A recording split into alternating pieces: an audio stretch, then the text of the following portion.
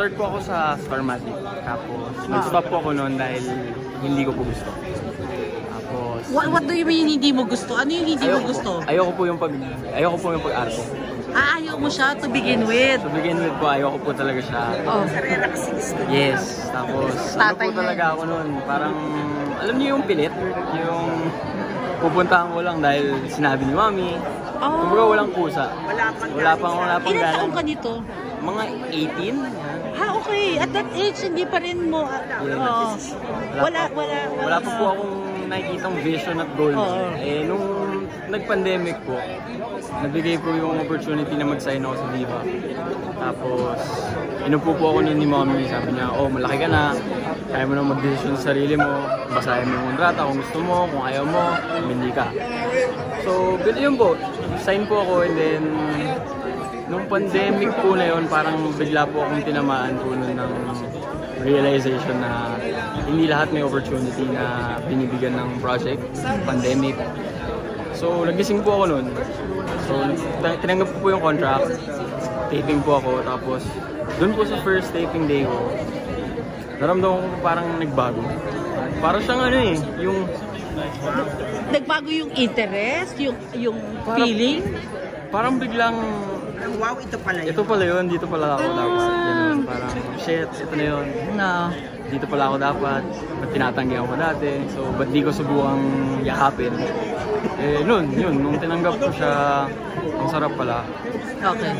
So, anong sinasabi ng tatay at nanay mo now? Na ayan na, nandyan na pala yung passion sa'yo, gusto mo na siya.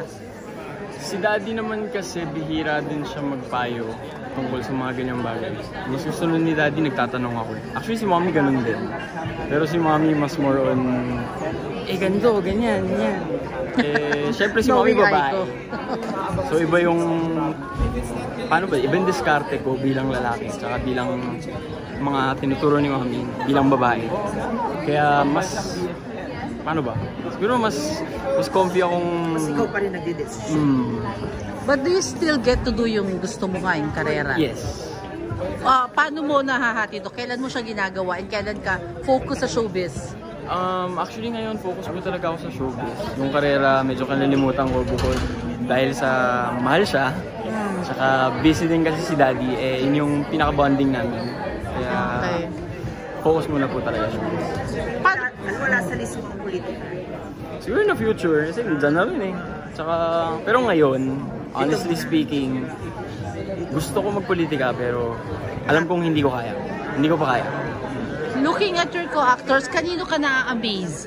Na pag pinapanood mo sa set? Si ano po, si Kuya Gardo po. Talaga si Cupcake. Naka-eksena mo ba siya? Ay, syempre, yes, tatay mo siya doon, di ba? Tatay mo ba siya? Ang tatay mo si Sid? Kuya ko po. Kuya, okay.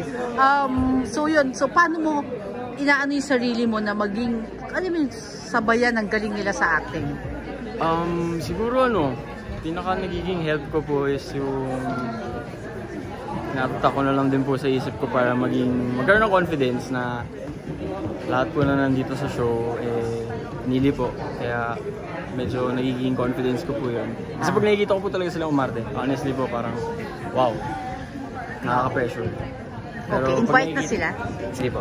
April 8? April 8 po, Lumuhod Ka sa Lupa, only at TV5. Please do support it, guys, manood po kayo. Please do support it.